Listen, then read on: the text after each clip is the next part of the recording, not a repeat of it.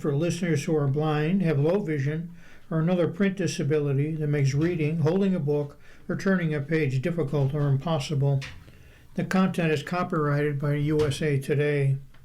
For more information, please visit us on the web at nfradioreading.org.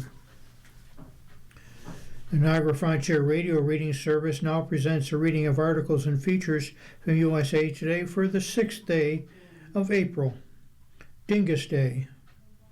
So happy Dingus Day to all you of Polish extraction and those that wish they were. Your reader today for the first hour is Tom Scanlon. As always, we start on page 1 of USA Today, and our first article is titled Trump Reevaluates U.S. Relationship with NATO. President irked by lack of support for Iran war. The authors are Francesca Chambers and Sybil Mays Osterman. Dateline, Washington. President Donald Trump is re-examining the United States' relationship with NATO as his irritation with America's allies who refused to join the war against Iran reaches a climax. Unfortunately, after this conflict is concluded, we should reevaluate, Secretary of State Marco Rubio said on March 31st on Fox News about the United States' role in the alliance. Right now, everything is on the table, NATO Ambassador Matt Whitaker said April 1st on Newsmax. Trump warned the same day that he was strongly considering U.S. membership after weeks of open frustration with countries that prevented America from using bases on their soil.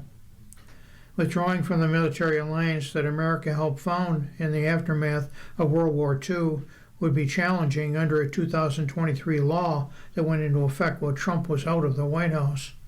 Legislation that Rubio helped push through as a member of Congress. The law requires a 2/3 majority of the Senate to approve a withdrawal from NATO. That may not stop the Trump administration, which has been zealous about testing the limits of executive authority. In the president's first term, the Department of Justice Office of Legal Counsel said the president retains the exclusive constitutional authority to unilaterally withdraw from international treaties and agreements. John Denny, a research professor at the U.S. Army War College, pointed out. The jury is out, literally, on whether the president could unilaterally withdraw from the NATO treaty, but it is a possibility, at a minimum, said Denny, a former public advisor to senior U.S. military commanders in Europe. Although Trump has repeatedly hinted at withdrawal, and a senior administration officer indicated to USA Today that he was seriously considering one, there are many ways to unwind America's involvement in NATO and limit the scope of the U.S. presence within the alliance, the official said. Official did not elaborate on what those were, but suggested that a reduction in funding for NATO was one of them. Official spoke before Trump and Rubio made their most recent remarks. Trump has a range of potential options at his disposal, experts on the alliance said, including reducing American forces in Eastern Europe, cutting funds for NATO, and downgrading U.S. representation in the alliance. If he can't withdraw completely, he can bureaucratically gum up the works if he wanted to, retired Air Force Colonel and Intelligence Officer Cedric Leighton said. It was based on a unanimous consent. Trump could take a page out of Hungarian President Viktor Orban's playbook and veto or try to slow down joint initiatives, Leighton added. This would be a singular dismantling of everything that was built up since World War II, he said. Trump had not explicitly said he plans to withdraw from NATO, although he's made increasingly hostile remarks about the utility of the alliance. We have always been there for them, but now, based on their actions, I guess we don't have to be, do we? Trump said on March 27th. Why would it be there for them if they're not there for us? They weren't there for us. Article 5, the NATO treaty states that an attack against one member nation is an attack against all. Only one country has ever invoked the Collective Defense Clause, the United States, after the September 11, 2001 terrorist attacks. The President argued that the United States could save hundreds of billions of dollars a year by pulling back on its military support for allies. It's not clear where the figure comes from, but the United States maintains forces at bases across Europe.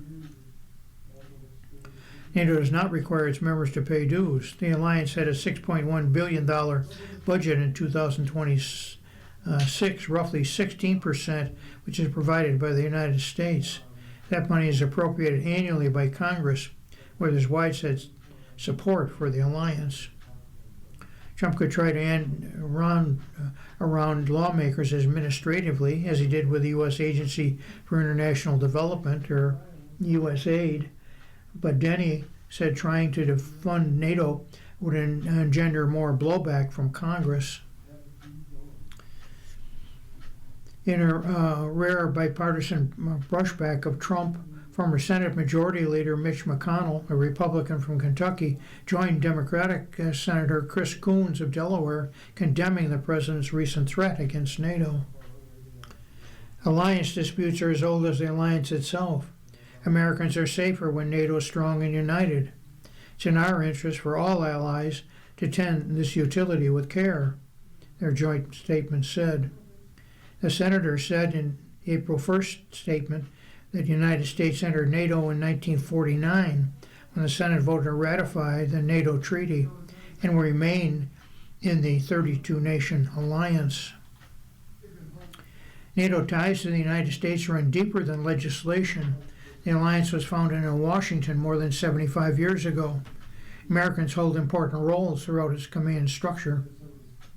For instance, the Supreme Allied Commander Europe position, one of NATO's most important, has always been held by an American general, beginning with U.S. President Dwight D. Eisenhower. Trump appointee and U.S. Air Force General Alexis Gurkinowicz holds that position now. Trump could reassign Gurkinowicz or try to force him out of the role if he wanted to pull back on U.S. involvement, Denny said. You could also recall Whitaker as an ambassador permanently end rotational deployments, places like Poland, Latvia, and Estonia that share a border with Russia. The Pentagon said in October it would end a rotational brigade in Romania.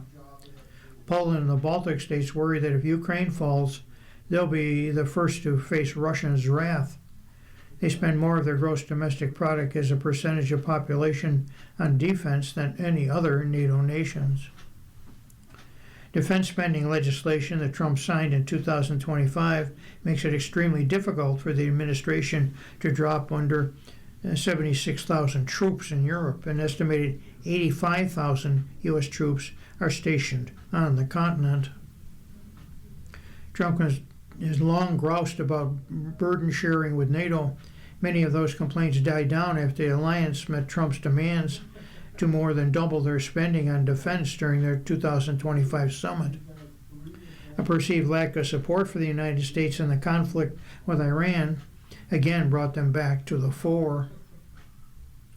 Rubio told Fox News' Sean Hannity on March 31st, if the friction has reached a point where the United States can no longer use ally bases, then NATO is a one-way street. I think there's no doubt, unfortunately, after this conflict is concluded, we should reevaluate, he said. I do think, unfortunately, we're going to have to re-examine. Whitaker, the U.S. ambassador to NATO, said on April 1st that he was reevaluating everything from U.S. involvement in NATO to support for Ukraine, indicating in the Newsmax interview that Trump had not made a decision. A spokesperson for NATO declined to comment. Trump has been putting pressure on NATO nations to deploy their resources and to police the Strait of Hormuz, a waterway off the coast of Iran that's responsible for transporting a fifth of the world's oil, as part of his campaign. You have to start learning how to fight for yourself. The U.S. won't be there to help you anymore, just like you weren't there for us, Trump said in a March 31st social media post. The hard part's done. Get your own oil. European officials have countered that the conflict is an American one, said they will not help police the strait until the war, which Trump did not consult them on, has concluded. The United Kingdom is hosting 35 nations on April 2nd for talks. A growing number of European nations have also maintained that military bases within their border are off limits for aircraft headed to attack Iran, including Spain and Austria. British Prime Minister Keir Starmer previously barred the United States from using bases in his country for offensive attacks against Iran, but backpedaled within days. We don't authorize either the use of military bases or the use of airspace for actions related to the war in Iran, Spanish Defense Minister Margarita Robles told reporters on March 30th. Italy also reported denying the United States access to Sigonella Air Base in Sicily, although the government later released a statement saying requests to use base on its land are carefully examined on a case-by-case basis.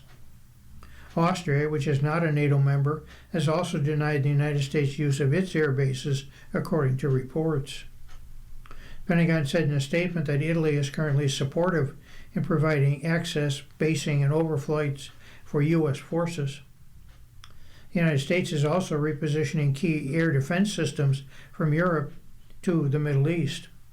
Poland has said its own air defense systems are not going anywhere. Poland Deputy Prime Minister Władysław Kosiniak-Kamysz sought to downplay the tension in a March 31st social media post that asserted that Patriot missile batteries in Poland are used to protect NATO's eastern flank are staying put. We're not planning to relocate them anywhere, he wrote. Amid the emotion surrounding Donald Trump's words, one must keep a cool head, he wrote April 1st.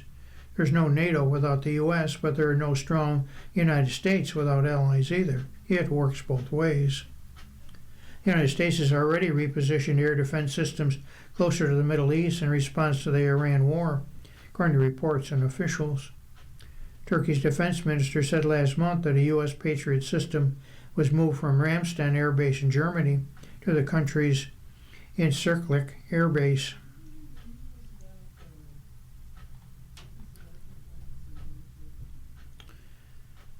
Our second article, also from page 1, is titled, Obstacles Lie Ahead for Bondi Successor. Senate Showdown Looms Over Next Attorney General. The author is Zachary Shermelli.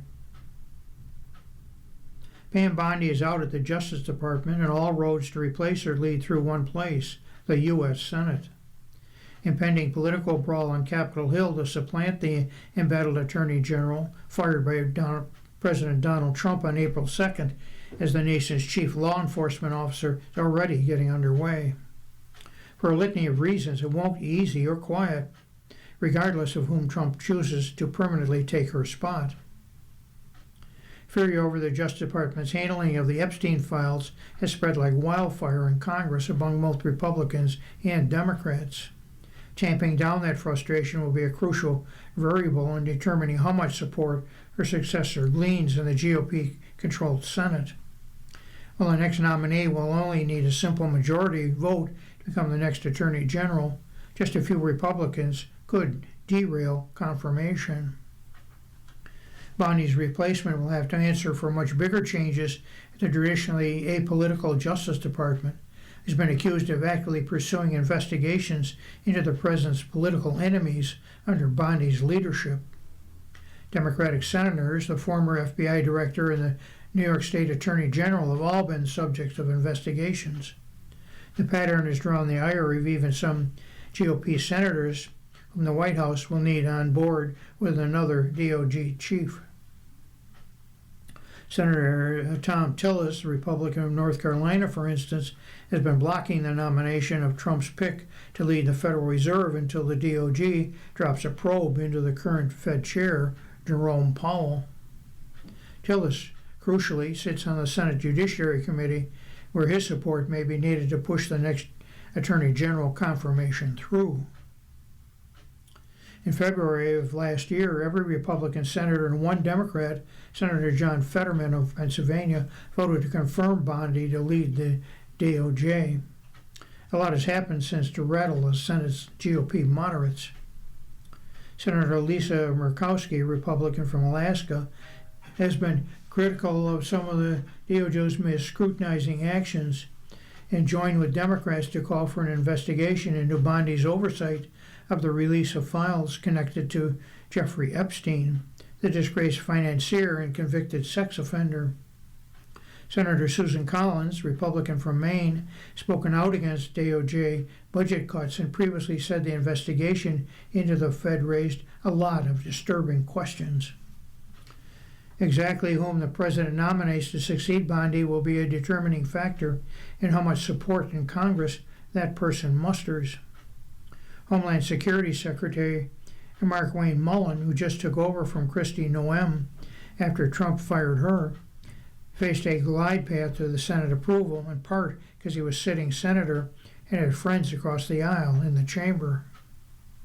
Trump reportedly is considered replacing Bondi with Lee Zeldin, the head of the Environmental Protection Agency, according to the New York Times and CNN. He immediately named Deputy Attorney General Todd Blanche as the acting Attorney General. Senator Chuck Grassley, the Republican from Iowa, chairman of the Senate Judiciary Committee, praised Bondi's leadership in a statement, said Senate Republicans are prepared to get the next confirmation started. The Judiciary Committee stands ready to advance President Trump's next Attorney General nominee, he said. That process won't begin until after Trump names a nominee, though. And the Senate does not return from a 2-week recess until April 13th. Democrats are vowing to stand in the way. Senate Minority Leader Chuck Schumer, the Democrat from New York, said while his caucus is happily Bondi gone, and the rot at the Department of Justice begins and ends with Donald Trump. As long as its focus is on using DOJ as a tool for revenge and not law enforcement, the cover-up of the Epstein files, along with the countless other problems at DOJ, will continue, he said.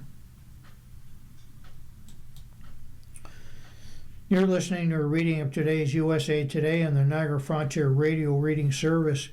The time is 16 minutes after the hour. Our next article is titled, AI School Flips Learning on Its Head. Program has no teachers and costs $40,000 a year.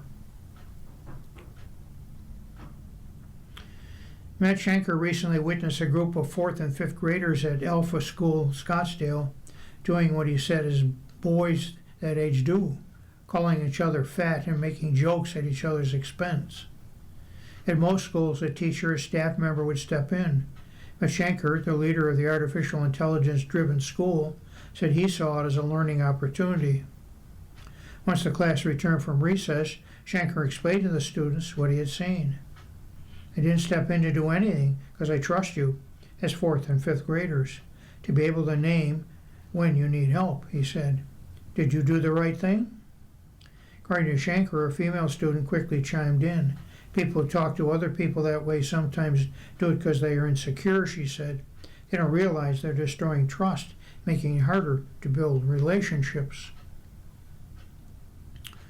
Not long after, the boy who had participated in teasing his classmates spoke up and asked for accountability, Shanker said. He then proceeded to pull the young student aside, have a conversation with him, and work on solutions to his behavior. By involving students in the discussion and not forcing them to be compliant with the rules, young people are allowed to navigate conflicts, have a voice on how to address them, Shanker said. Just one example how expectations in learning are flipped on their heads at Alpha School. Students from kindergarten through 8th grade spend only 2 hours of their learning day on core curriculum through a digital learning platform. The rest of the day is focused on completing workshops and building life skills. There are also no teachers at Alpha School to lead a classroom, but guides who aren't required to have an educational background. The Scottsdale, Arizona school joins a network of 22 Alpha schools across the country. It opened during the 2025-26 school year for a tuition of $40,000 a year. At the beginning of the year, students are tested on what they know, using in part the NWEA measure of academic progress growth assessment. It measures a student's growth and independence of their age or grade. Alpha School then uses AI to evaluate student scores, determine their knowledge gaps on core skills, math, science, reading, and language. The system will then adjust the curriculum for students to learn within their zone of proximal development, or Shanker puts it, the sweet spot that's the right amount of challenge for them. That's how we're able to get the 2-hour mark, Shanker said, by hyper-efficiency through intense personalization from the AI. Samuel Abramovich, an associate professor at the University at Buffalo, who specializes in education technology, said there's no universally recommended instruction time for students.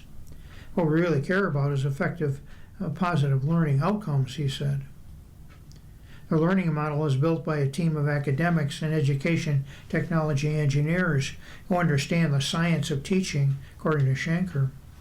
With the learning out of their hands, the guides can instead focus on motivating students, he said. The team also looks at student data periodically to measure growth and further tweak the model. During the first 2 hours of instruction, students build on their core skills using the Pomodoro technique, which alternates 25-minute focused work with 5-minute breaks. At Alpha School, sessions range from 15 to 30 minutes. Students work to achieve mastery or 90% and above score before proceeding to the next grade level. Because the learning platform allows students to work at their own pace, classrooms don't have to be dictated by what they know. There are 4 classroom divisions at Alpha School: kindergarten, first graders, second and third graders, fourth and fifth graders, and sixth, seventh, and eighth graders. Fourth and fifth graders, although they are far apart in some places, developmentally, they're close enough to be able to do workshop experiences together, Shanker said. Holly Haygood, a guide at the school, said the AI learning model allows educators to focus on individual students.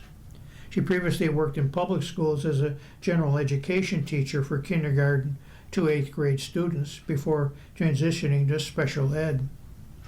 As a teacher and mom, she sees Arizona's large class sizes as one of the biggest factors limiting students' potential. Ideally, you want to give each student what they need, but what ends up happening in traditional schools is teaching to the middle group, she said. Students are higher or lower get lost in their shuffle. With 9 guides and 39 students, there's roughly 1 guide for every 5 students, a fraction of the state average. According to the National Center for Education Statistics, Arizona has the largest student-to-teacher ratio in the country, about 23 students per teacher. According to Abramovich, there's a strong evidence to suggest opportunities for peer feedback on an activity can be stronger than doing the activity. It'd be better for a student to give feedback on someone else's writing than to write an essay, he said. Students are ahead of the curriculum, aren't held back, he said. Instead, they are reinforced their understanding by helping fellow students. Unlike public schools, private schools in Arizona aren't required to take state assessments. Alpha School Scottsdale doesn't measure students' progress based on the Arizona Academic Standards Assessment. Alpha School Scottsdale also has borrowed language and practices from gaming. Students gain XP or experience points by closing their rings on the school's learning platform. After attaining a certain number of points, students can acquire alphas, a school currency that can be traded for real-world prizes.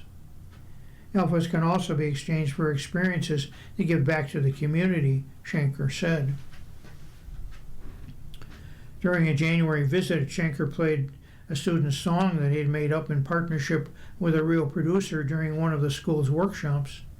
These workshops last several weeks and can include everything from upcycling a thrifted garment to visiting Phoenix's Musical Instrument Museum and picking an instrument to learn. Another workshop involves running a food truck on the school's back lot. The truck was donated by one of the students' families who are restaurateurs. Not only does the workshop teach students how to cook, it also builds financial literacy and entrepreneur skills. There's also a cold plunge workshop. The past students must submerge themselves in 50-degree water for at least 2 minutes before firing arrows at a target across the school's field. Activities meant to teach breath work, grit, and body control, Shanker said. A lot of students may exceed their grade level in certain subjects, but lack those life skills.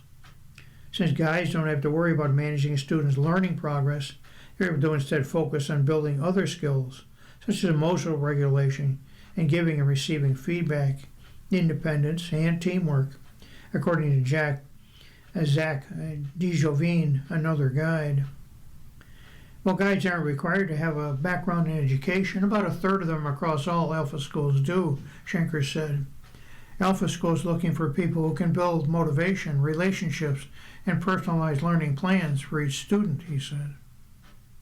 According to Schenker, tens of thousands apply to be a guide across all Alpha school locations, but only a few get selected. In Scottsdale, all guides start at a six-figure salary, but they must first go through a rigorous training process. Potential candidates visit the Alpha School flagship location in Austin for a trial run. At the end of the day, existing guides and students get to score them, according to DeJovine. Students decide how well the candidates build relationships and how much they like to have them as guides for themselves, he said.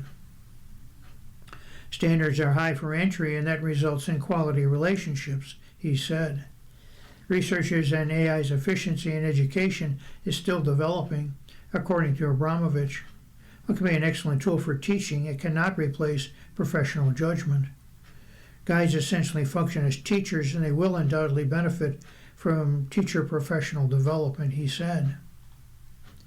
While there are hard rules in the Scottsdale location, such as 3 strikes resulting in an expulsion or suspension, there are also yellow and red cards. The school hosts frequent town halls where students decide what action constitutes these cards. Guides help steer the conversation when making these decisions, can even veto them, according to Schenker.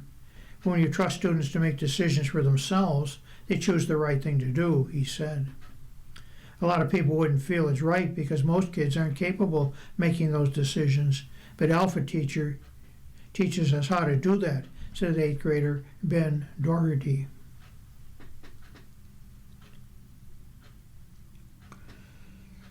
Our next article, let me cue it up for us.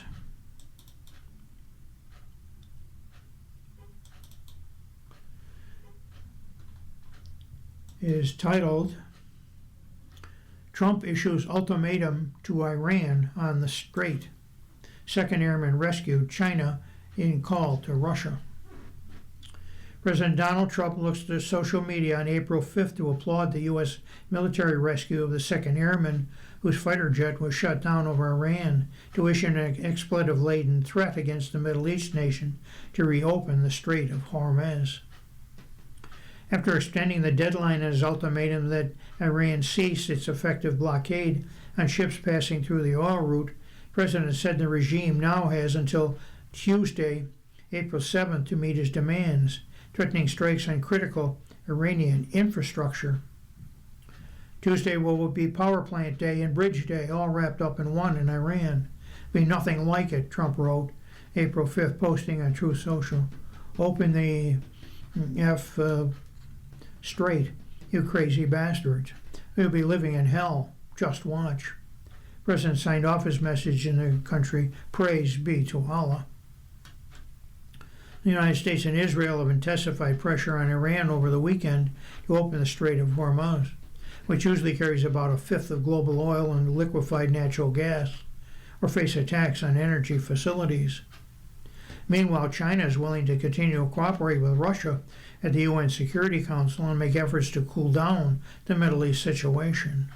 Foreign Minister Wang Yi told his Russian counterpart, Sergei Lavrov, in a phone call, state agency Zoana reported on April 5th.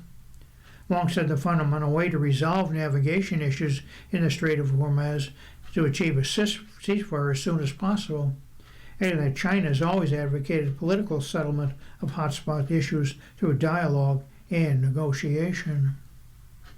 The foreign minister's call came ahead of a UN Security Council vote on a Iranian solution to protect commercial shipping in and around the Strait of Hormuz. A second service member rescued by U.S. Special Operations Forces who had spent 2 days inside Iranian territory is, quote, seriously wounded, end quote, Trump said April 5th. On April 3rd, an F-15E fighter went down over Iran, prompting a U.S. rescue mission that quickly recovered one crew member, but another from the fighter aircraft will remain missing as of late April 3rd.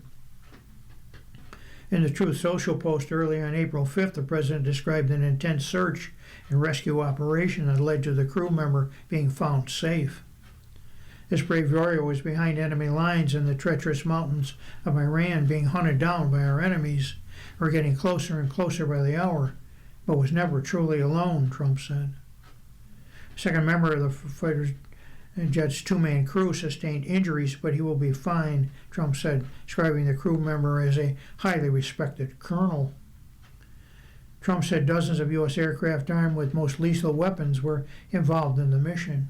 He said U.S. military monitoring of the location of the missing crew members 24 hours a day as they planned his rescue. The president noted the rescue of another U.S. pilot yesterday, which he said had not been officially confirmed because the military officials did not want to jeopardize a second rescue mission. Timing of that rescue was unclear, as were details about the pilot or their aircraft. This is the first time in military memory that two U.S. pilots have been rescued separately deep in enemy territory, Trump said in the Post. New York Times and CBS News reported that an A-7 Warthog plane that was part of the search and rescue mission was fired upon by Iranian forces, and the pilot ejected over the Persian Gulf but was rescued. Iran's Islamic Revolutionary Guards told the Tasnim news agency that several U.S. aircraft were destroyed during the weekend rescue mission. The outlet is closely affiliated with the Guards. Iranian officials said a C-130 military transport plane and two Black Hawk helicopters were among the downed aircraft, according to Reuters. Pentagon did not confirm or deny the reports when contacted by USA Today for comment, instead referring to the president's initial social media post announcing the 2nd Airman's rescue. In another post on Truth Social, the president said he will hold a news conference from the Oval Office with the U.S. military at 1 p.m. today, Eastern Time. The war, which opened with the United States and Israel strikes across Iran on February 28th, has spread into Lebanon, where Israel has resumed its campaign against the Iranian-backed Hezbollah. Thousands have been killed, mainly in Iran and Lebanon, where a Lebanese soldier was killed on April 5th. Efforts brokered by Pakistan to bring the two sides to an agreement so far have been fruitless. Iran's foreign minister, Abbas Araghchi, said Tehran demanded a permanent halt to U.S. and Israeli command. What we care about are terms of a conclusive and lasting end to the illegal war that's imposed on us, he said in a message on X. Iran has so far shown no signs of complying with Trump's demand to reopen Hormuz, despite the heavy damage to its military, civilian infrastructure by weeks of U.S. and Israeli attacks. You're listening to a reading of today's USA Today on the Niagara Frontier Radio Reading Service. The time is 33 minutes after the hour. This means we turn to the money section of USA Today. And let me queue up an article for that.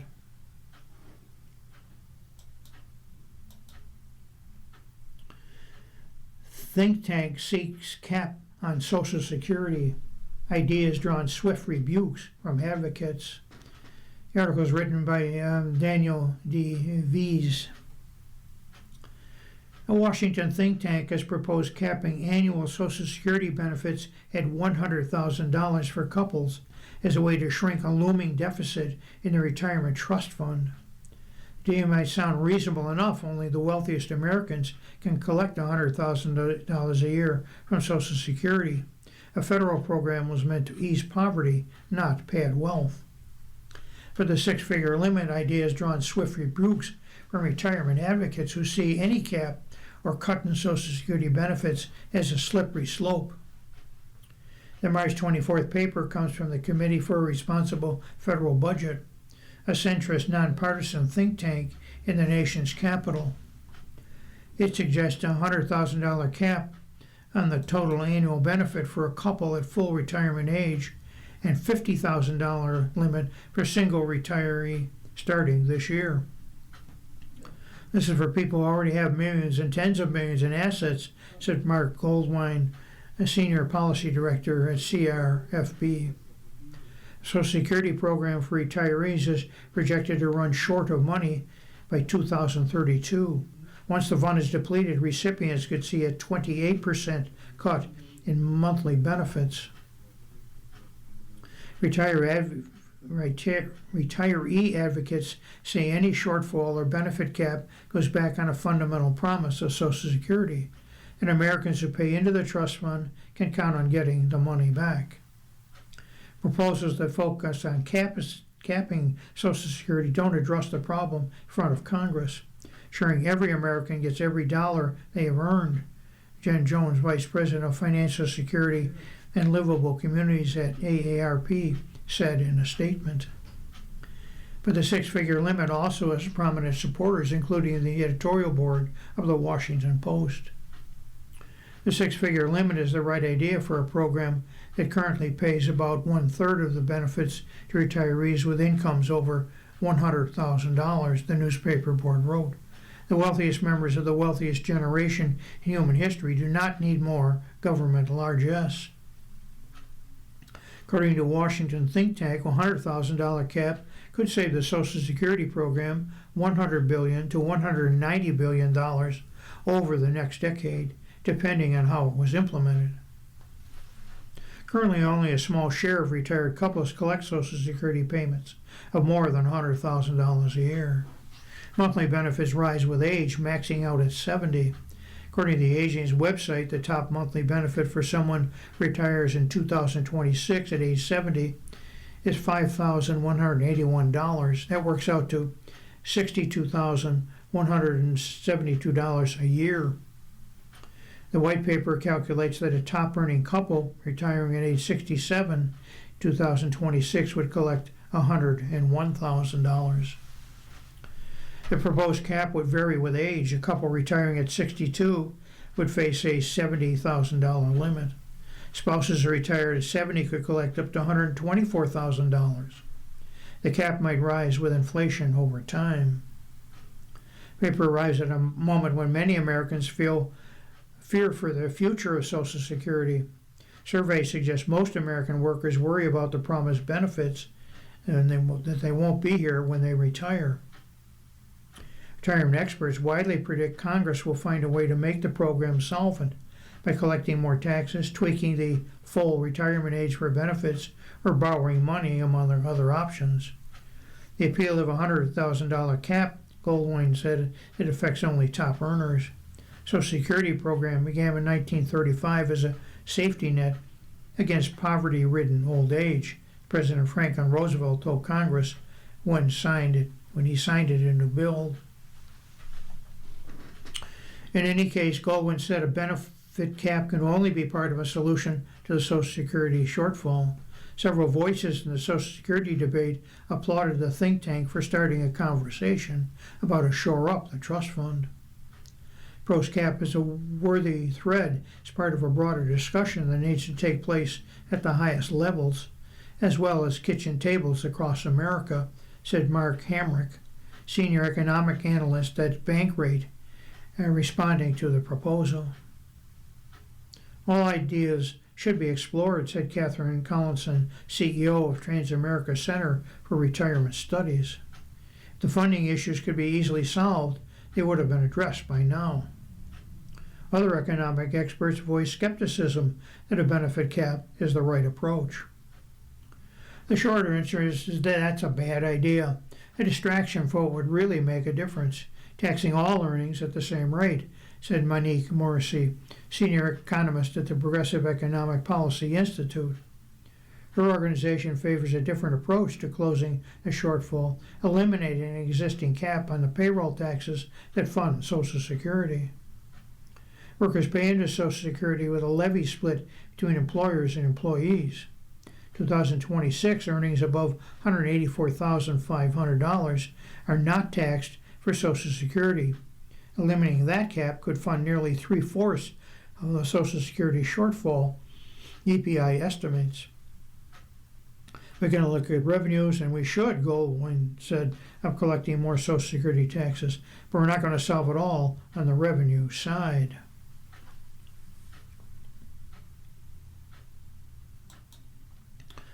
Our next article, also from page 1 of the second section of USA Today, is titled, Preparation for a Potential Recession is Gaining Steam. As rising prices at the gas pump hit consumers' wallets, Americans already hunting for cheaper fuel may soon confront a bigger challenge, preparing for a potential recession. Oil price surges resulting from the Iran war drove inflation expectations and recession odds higher in March, according to a Moody's analytic model. Firm's chief economist Mark Zandi said in a note that even before the war began, the firm's model had raised the probability of the United States entering a recession in the next 12 months to an uncomfortably high 49%, essentially a coin flip. Other firms' recession odds aren't quite as high. Oxford Economics places the odds at 30%, but a sustained stretch of oil prices above $140 a barrel could put enough pressure on growth to push the economy into one, according to Matthew Martin, firm's senior U.S. economist. Brent crude, the global oil benchmark, hit $117 a barrel on March 31st. I don't think anyone, certainly the U.S. economy, wins with a longer war, Martin told USA Today. The longer it lasts, the more likely something breaks. The length of the Iran war, now in its fifth week and approaching the end of the Trump administration's initial 4 to 6 week timeline, will have the largest impact on whether the United States enters a recession this year, Martin said. While he still assumes the conflict will resolve within the next month or two, Martin says if oil costs stay elevated for long, customers who need to drive will have to shoulder higher gas prices and will therefore be cut back on spending elsewhere. Because oil is part of nearly every supply chain, sustained high costs could eventually raise the price of almost everything, cause consumers to further pull back spending, he added. Now you have businesses who aren't seeing as much demand. There's also probably higher uncertainty involved, so they might reduce their overall hiring rate even further, Martin said. As the unemployment rate goes up, we see further decreases in demand as people lose incomes, and that becomes a circle of destruction. He added that a prolonged conflict means it's unlikely equity prices will dip, which could drive even higher income earners who have largely been driving consumer spending to pull back. If they're pulled back as well, middle and low income houses are being impacted by higher prices. It's really going to be a bit of a storm the economy might not be able to weather, Martin said. That would ultimately bring about a recession. Miklos Ringbauer, a certified public accountant in Los Angeles, advises clients to build up their emergency funds. The traditional wisdom is to have 3 to 6 months of expense saved. During a recession, when landing a new job often takes longer, Ringbauer suggests having enough saved to last a year. He advises those without savings who might need to rely on credit cards to take time to review their card's interest rates. You still have to pay the money back either way, but a 0% introductory rate for a year is better than a card charging a 20% interest rate from day one. Remember to read the fine print. While they can't control gas prices, some Americans are finding ways to pay less at the pump. Take a page from their book and brave long lines at Costco or Sam's Club. Download the Gas Buddy mobile app to track prices, or take advantage of fuel reward programs. Ringbauer said each decision should depend on an individual's circumstances. As long as you see that there's a deal that's beneficial for you and it fits into your projections, by all means, do it today, because by tomorrow everything will be more expensive, as we've seen over the last couple of years, he said. Adding, waiting makes sense in certain cases too. For example, if we have a recession, a lot more people will lose their jobs in the process. There'll be more foreclosures. Then you'll be able to buy properties that are in foreclosure. 8 economists who serve on the Business Cycle Dating Committee with the National Bureau of Economic Research a nonprofit research organization not affiliated with the federal government, made the call. They were appointed by NBER President James Poterba, who has held the position since 2008, after consulting with committee chairs and the nonprofit's board of directors. The committees maintained a chronology of U.S. business cycles since it created in 1978. Without an alternative chronology compiled or published by the U.S. government, the committee became the go-to source for formally identifying recessions. The NBER defines a recession as, quotes, a significant decline in economic activity that is spread across the economy, lasting for more than a few months, end quote.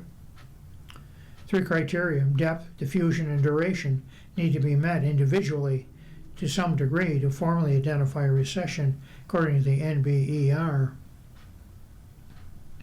The committee considers several factors, including inflation-adjusted income, excluding government benefits, payroll employment, consumer spending, industrial production, and gross domestic product when making its determinations. Most of the recessions identified by our procedures do consist of 2 or more consecutive quarters of declined real GDP, but not all of them, NBER explains on its website. The most recent and shortest recession in modern history was during the COVID-19 pandemic, lasting from February to April 2020. The NBER identified its recession June of that year, months after it began. It took another year before NBER announced in July 2021 that the recession had ended in April of 2020. NBER says its other recession determinations have taken between 4 and 21 months. There's no fixed timetable ruling. The committee waits until it's confident to make a confirmation, according to NBER. Most people won't know if they're in a recession while it's happening, said Dean Lunkin, CEO of Cardiff, a small business loan company. Doesn't feel like a switch flips. It shows up unevenly through layoffs in certain industries, tighter credit, and slower activity. Time it's officially called is usually already, obviously, in hindsight. You're listening to a reading of today's USA Today on the Niagara Frontier Radio Reading Service. The time is 27 minutes after the hour.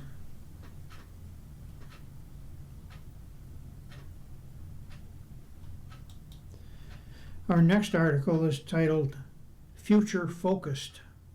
Most Americans, except Gen Z, have cut back retirement savings.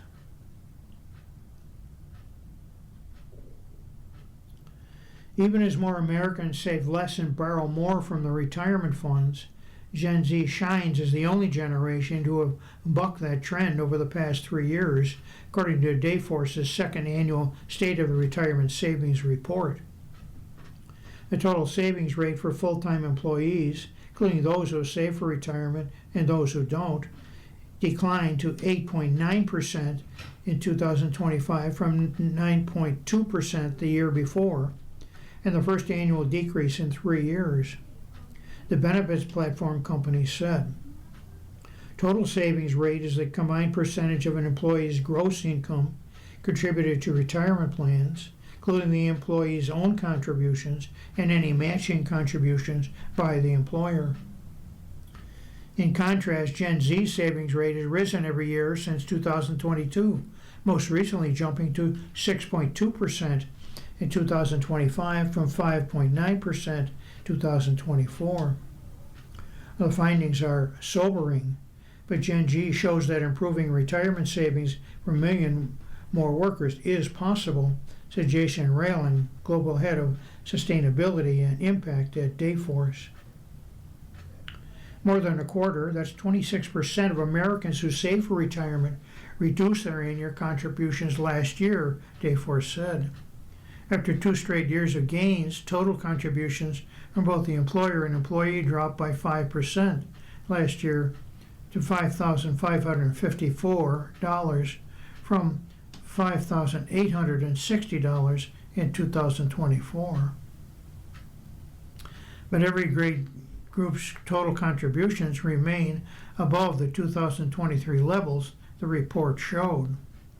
More Americans are also dipping into retirement savings to prop up their spending, the report showed. Loans from retirement accounts rose for the third consecutive year and are now 22% higher than in 2022. Last year, 18.6% of Americans took a loan from their retirement accounts, up from 15.2% in 2022, a four-year high.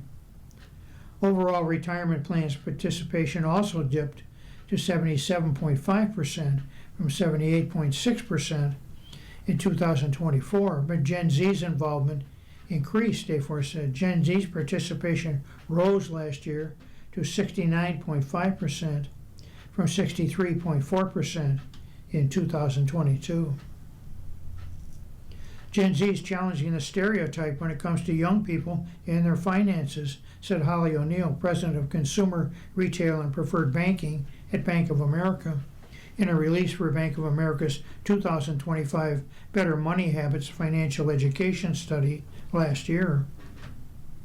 Even though they're facing economic barriers and high everyday costs, they're working hard to become financially independent and take control of their money.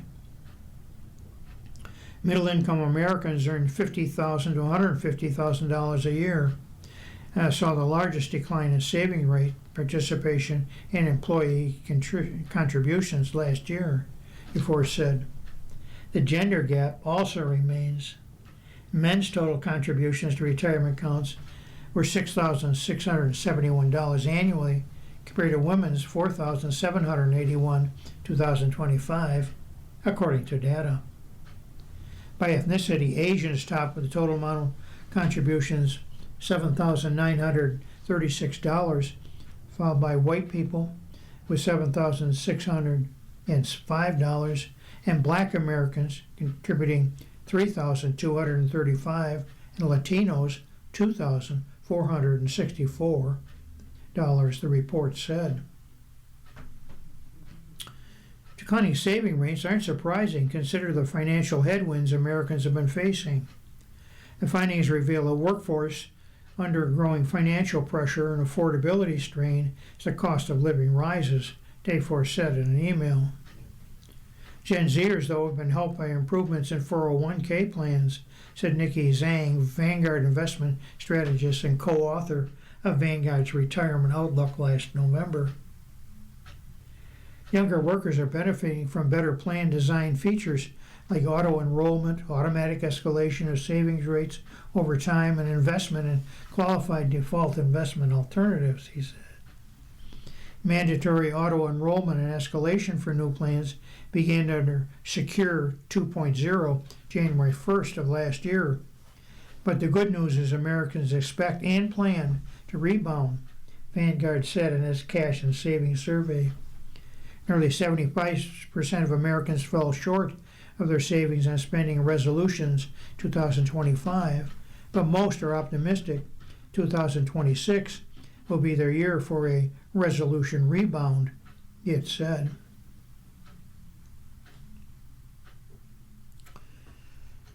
Our next article is back in the first section of USA Today because we ran out of money articles.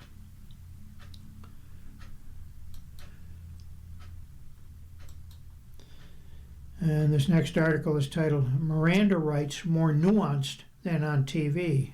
So what's this about? Thanks to movies and television shows such as Law and Order, you probably know that if the police want to interrogate you, you have the right to remain silent and to get an attorney. The protections arose out of a landmark 1966 U.S. Supreme Court case, Miranda versus Arizona. Someone invokes those rights, police are supposed to stop questioning them immediately. Law enforcement gets information from someone without telling them they have these rights, known as the Miranda warning, or after they've invoked them, their defense attorney can argue that the evidence is inadmissible in court. But the reality is more complicated than you might think. If you don't use the right words, police can continue questioning you, and a court might later agree that you failed to invoke your rights. legal experts told USA Today, and judges are being increasingly specific about what those magic words are, according to Janet Ainsworth, professor emerita at Seattle University Law School. The promise of Miranda that will give you information about your rights, they'll be respected. As a practical matter, turns out to be pretty much unavailable, Ainsworth said. In fact, I used to tell my students, if you're ever in this situation, there's only two answers. I want a lawyer, or I want a lawyer, damn it. Anything else is going to be a problem. Ainsworth, who studied the intersection of law, language, and culture, has done research on cases in which people tried to invoke their Miranda rights. She said found that attempts were deemed too ambiguous, they're too equivocal in an overwhelming majority of cases. Ainsworth rattled off many examples of what could doom someone's attempt to get a lawyer. Ask a question, can I call my lawyer? Hedging their request, I guess you better get me a lawyer. And using the word if I'm going to have to get a lawyer, if you guys are saying I did this. In one famous case from 2017, Louisiana Supreme Court ruled that when a suspect said, "Why don't you just give me a lawyer, dog?" to detectives during an interrogation, he was not being specific enough to actually invoke his constitutional right to an attorney. In fact, preceding or following an invocation with any words at all generally meant the invocation would be invalidated on review, Ainsworth said. Ainsworth said people who try to exert their right to remain silent by telling police they don't want to talk often can encounter a similar fate.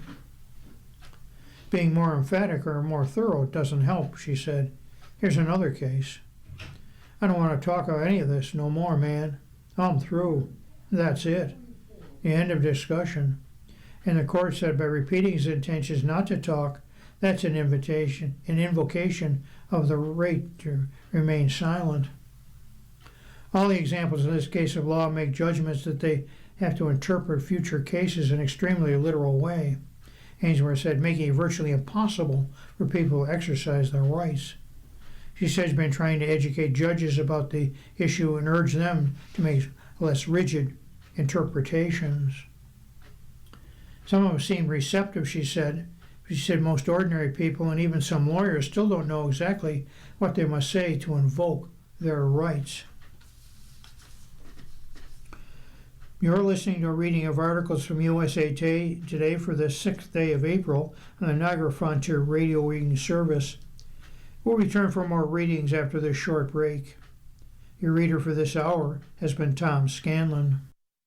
If you're listening to this publication online, you're probably using our website, a podcast player like Spotify or iTunes, a streaming service like Siro, or a smart speaker.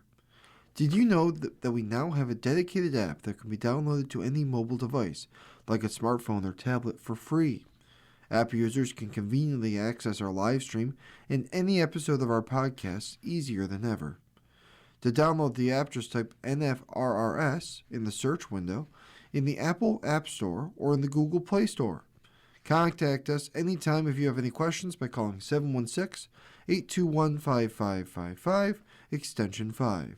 Thank you.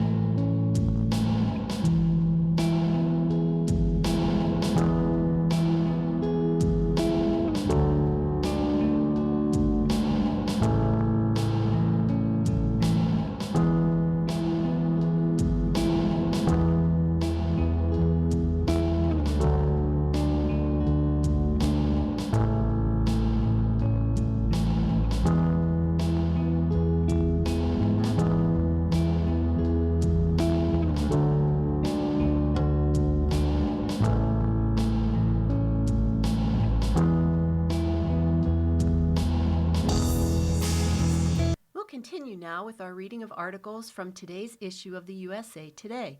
Your reader for this hour is Jean. Tigers' 21-year-old phenom off to a stunning MLB start by Bob Nightingale. He still has trouble believing he's here. But then again, Detroit Tigers rookie Kevin McGonigal always knew this is where he belonged. He was born and bred a baseball rat, convinced that one day he'd be a major league ball player. And now that he's arrived as the youngest Tiger to make his debut since George Burns in 1914, it already feels as if he's been around for 20 years. The dude may be 21, but he's going on 41 in maturity.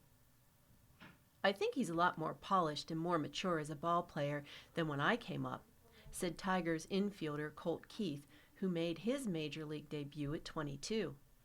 I mean, he's handling it really well. I don't see any panic in his eyes. I mean, he's out there just playing loose, having fun, and just trying to keep us win. It's really awesome to see. He's going to be a great player for us. McGonigal, who never played above Class AA Erie, has spent 1 week in the major leagues and is already establishing himself as one of the finest young players in the game and certainly a future face of the Tigers.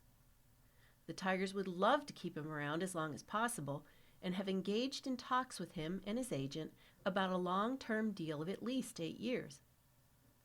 We don't need him to be the savior, Scott Harris, Tigers president of baseball operations, said after announcing McGonigal's promotion, with McGonigal producing a .888 OPS on-base plus slugging percentage, with 2 homers and 6 RBIs, drawing as many walks as hits this spring.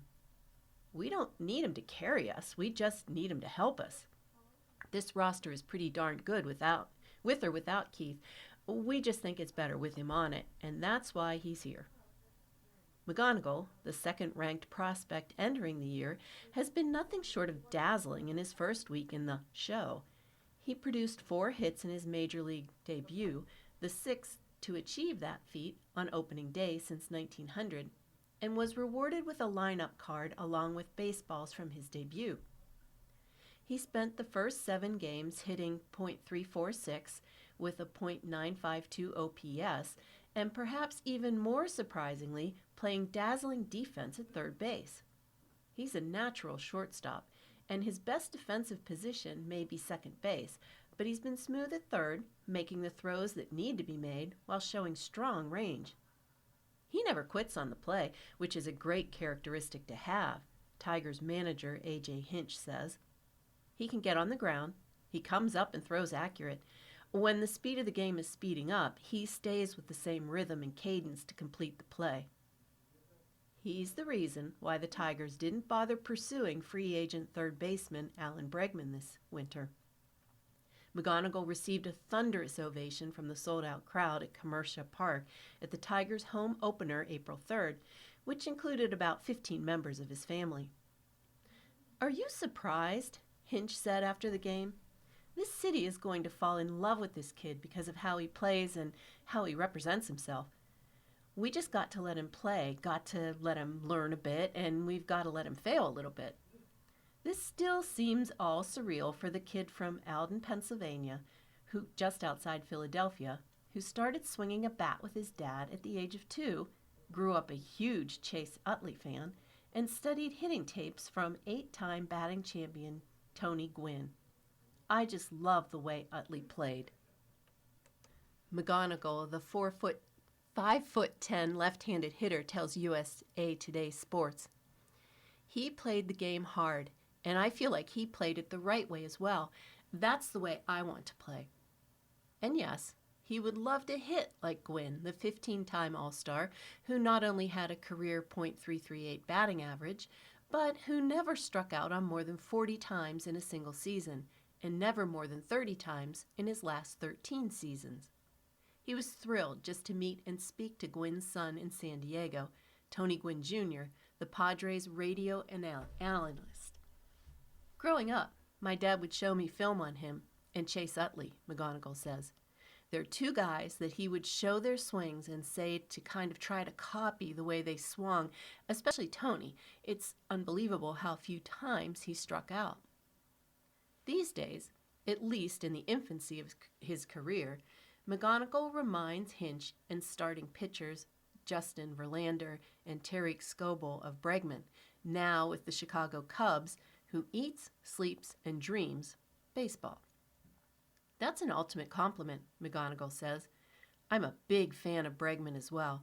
He plays the game really, really hard, and obviously he's super, super good. Then again, as Skubal, the Tigers' two-time American League Cy Young winner, says, there will come a time when McGonigal is the one everyone wants to be compared to.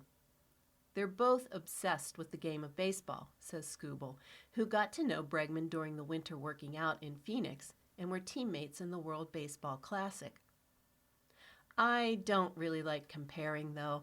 I want Kevin to be Kevin. In 5 or 6 years, they should be comparing someone else to Kevin. That's how I kind of want it to be. But they're both obsessed about the game, and they both grind in the box. They both grind in the weight room, the training room, everything.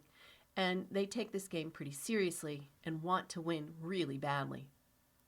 Those are all really positive things, but as Kev gets more comfortable here and just more time on his side, he's going to blossom into an even better baseball player. That's what I'm excited about. He's due to experience all of the growing pains this year, success, failure, all that stuff, but he's going to be a really good baseball player. Really, McGonigal's toughest task in his first week was simply finding the players' parking lot at Commercia Park, circling the stadium several times before finding it. I did laps around the park because I didn't know where to go, McGonigal told reporters the morning of the season home opener, but I ended up finding the parking lot. This place is unreal. If he has the career everyone in the Tigers organization anticipates, he'll have a nameplate reserved for the closest spot near the ballpark entrance of his choice.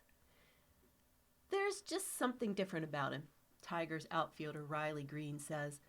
The best way to describe him is that he's a ball of fire. He's finding barrels all of the time.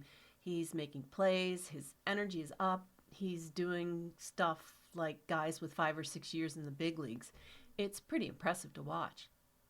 And once McGonigal learned he made the team, well, that fiery emotion became even more intense.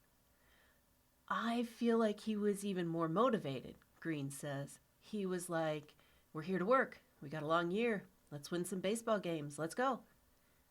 That's McGonigal. He doesn't care where he plays in the field, where he hits in the lineup. Just give him a uniform, and even without playing a day at AAA, he wants to do everything possible to lead the Tigers to where they haven't gone since 1984, a World Series championship. We're trying to win the World Series, Hinch says, and Kevin McGonigal helps us get there. Says McGonigal, I'm just taking it all in, trying to get prepared and doing everything possible to help this team win. I've always been good at telling myself it's the same game no matter what level I'm at. I feel like I've handled that well so far, and I'm looking forward to keeping doing it. Welcome to the big leagues, kid. Roles of Consequence. Freshman Braylon Mullins delivers more magic for UConn by Paul Meyerberg. This time, Braylon Mullins didn't wait for the buzzer. Less than a week after his memorable heave to beat Duke in the Elite Eight, the UConn freshman made a pair from three-point range in the first 3 minutes to set the tone for the Huskies' 71-62 win against Illinois on April 4th in the men's NCAA tournament Final Four. I think it was the flow of the game, but coming into the game, I knew I needed to shoot it with confidence coming off last Sunday just to have that flow, that momentum, Mullins said. Seeing the first two go in, it just boosts all the confidence for you to keep shooting. I think it just happened within the game. His teammates had a good feeling too. When he hit that first one, I kind of knew it was going to be a good day. Once he hits that first shot and he's aggressive, he's kind of unstoppable, to be honest with you. said junior forward Jalen Stewart. His game is always on point, added freshman center Eric Reeb. With the game still in the balance and the Illini cutting a 14-point deficit to a 4-point UConn lead with under a minute to play, Mullins made another three-pointer from the wing to secure the win and a matchup against Michigan. Really, just since he stepped on campus, he's had such a great maturity to where I just want him to get him be himself and not let the moment get to you. Don't let any external pressure get to you, said senior Alex Karabin. Because at the end of the day, everything's amplified here, but you're just playing basketball. Mullins finished with 15 points on 5 of 14 shooting, including 4 of 7 makes from the deep. He had been mired in a long shooting slump, making a combined 11 of 59 three-pointers in his last 9 games and just 5 of 25 in the Huskies' first 4 tournament games. Again and again, this NCAA tournament, Mullins has proved this stage isn't too big for him to handle. I think he's one of the best freshmen in the country, Stewart said. One of the best players in the country, honestly. Even against an opponent from the vaunted Big Ten and with his family in attendance for the national semifinals, the Greenville, Indiana native remained poised and helped the Huskies stand a win away from the 7th men's national championship in program history. The way he's playing is phenomenal as a freshman, said senior guard Malachi Smith. Braylon doesn't really talk that much, but he talks to us on the court, and that's what we need. Even when he's not hitting shots, that's what we need. He has the Mamba mentality of going to the next play. After he was held in check until the final seconds against the Blue Devils, Mullins' ability to get into a flow in the Final Four helped the Huskies take a 37-29 halftime lead after briefly falling behind 22-21 with 7 minutes until the break. But he went cold coming out of the locker room, missing his first 5 attempts from the field as the Illini began to cut away at the UConn advantage to make it a 63-59 game with a minute left. All throughout this season, UConn veterans such as Karabin have preached to Mullins the importance of remaining confident even if his shots aren't falling. Those lessons have continued to pay off. On the next possession, the soft-spoken freshman drilled his game-clinching jumper. "You've always got to shoot with confidence," Mullins said. "The set was going to be a run for anybody on the team. You've just got to shoot with confidence.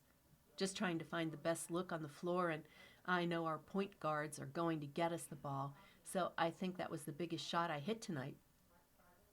Overshadowed by this late-game magic are the little things Mullins continues to do even when his shot isn't falling, teammates said. In the second half against Illinois, that included a pair of steals that helped the Huskies turn a 44-36 game with 17 minutes and 8 seconds to play into a 13-point lead just 2 minutes later. He gets it done every night. Even if he's not hitting shots, he impacts the game in so many ways. He's just a special player, Stewart said. But it's as a cold-blooded scorer that Mullins has played a starring role. Shot by shot, he's building a postseason resume full of shining moment memories that will long outlast what could be a one-and-done run with the Huskies. We all know what kind of shooter he is and what kind of scoring ability he has, said Reeb, and we really need his confidence. If we bring that together, we're going to have a good night on Monday. No End in Sight for Expansion of NFL TV Time Slots by Jarrett Bell. How much is too much NFL? There's another Christmas triple header coming, another Black Friday matchup. On top of the traditional 3-spot on Thanksgiving and late season Saturday games, the league is planning for the first time to roll with the Thanksgiving Eve event, which would be the second Wednesday slot this season as the NFL's kickoff game, featuring the defending Super Bowl champions Seattle Seahawks against an opponent to be announced, has been moved up a day. Got it? The only day of the week the NFL won't have a regularly scheduled game this season is Tuesday. And don't forget, with NFL poised to stage a record 9 international games this season, the XL Sunday package with the early morning games is expanding. This before the NFL ultimately ramps up its desires for an 18-game regular season. It's no wonder someone asked Dallas Cowboy owner Jerry Jones about the idea of oversaturation for the NFL product, referencing the pigs get fat, hogs get slaughtered warning that former NBA Dallas Mavericks owner Mark Cuban famously stated to ESPN about the NFL in 2014. Jones' comeback? When ducks quack, feed them. In other words, with the NFL coming off another historic year for viewership, the 2025 season was the second most watched in history after 1989, and with league revenue hitting the $25 billion per year range, there's no sudden urge to pull back. Okay, the NFL will scrap the idea of showing dual Monday night games on ESPN and ABC. Hans Schroeder, the NFL Executive Vice President of Media Distribution, said fans felt conflicted with the 4 times in 2025 that there were multiple Monday Night Football options. No worries. The 4 second Monday Night Football games are among the 5 games in the total inventory with distribution still unassigned, adding options for other windows, which includes the possibilities of adding to the streaming packages. And it's pretty much a given that one of the games will flip to the Thanksgiving Eve matchup that Schroeder called a natural way to grow. It seems destined to be streamed. You're listening to a reading of today's issue of USA Today on Niagara Frontier Radio Reading Service. Schroeder hails the NFL's traditional model, which resulted in 88% of the games on broadcast TV, 100% for the home markets of the participating teams. Yet the footprint with streaming, the NFL has partnered with Netflix, Amazon Prime, YouTube, and Peacock, will only continue to grow while the league can eye opting out of its current media deals after the 2029 season. We know our fans are spending time on those other platforms, and we want to be there too, Schroeder said. And with the numbers, the highest in a decade, for the 2 to 17 and 18 to 34 demographics, per Schroeder, the link between younger viewers and streaming is palatable. Added Jones, we have great demand. We should address it, respond to it, feed it, which will make the pig and the revenue pie get even fatter. Other things learned during the NFL owners' meeting. Mandate requiring all 32 teams to have full-time clinicians is huge. Every NFL team will be required to have a full-time psychological clinician, and the NFL's expansion of mental health and behavioral services resonates further after the tragedies in recent months that involved the deaths by suicide of Cowboys defensive lineman Marshawn Kneeland and Vikings receiver Rondale Moore. Last season, just 8 teams had full-time psychological clinicians on staff, with 3 others providing full-time coverage with multiple clinicians. Most teams had such professionals on hand on a part-time basis. You need someone who is completely integrated, Nayaka Nalamti, the NFL's Vice President of Wellness and Clinical Services, told USA Today Sports. It's hard to do that when you're there 2 or 3 hours a day. Nalamti stressed that the expanded services are not just for players. This is for everybody in the building. Landing Super Bowl 63 is a clear sign of more to come for Las Vegas. Las Vegas was awarded a second Super Bowl in 5 years, getting the showcase game for 2029. It seems Sin City is now an undeniable part of the rotation. Well, they won't ever admit to anything as far as rotations, but I think it will be, Raiders owner Mark Davis told USA Today Sports. You've got owners saying we want to do it every year. Vegas held Super Bowl 58 in 2024. I've always felt that the first impressions are the best impressions, Davis said, and we set up pretty good the first time. Now we get to raise the bar. What can the next Vegas Super Bowl do better? That's my secret sauce, Davis shot back. We'll figure it out. You'll find out. NFL Olympians. Maybe not. Pump the brakes on flooding the U.S. Olympic flag football team with NFL stars.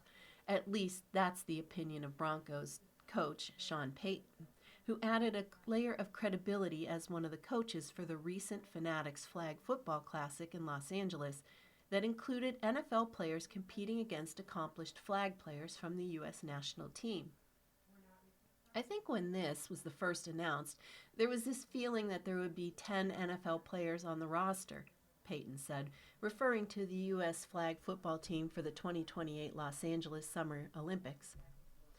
I'll be surprised if there's one. I think we have plenty of players that can acclimate, but it's going to take a month or two.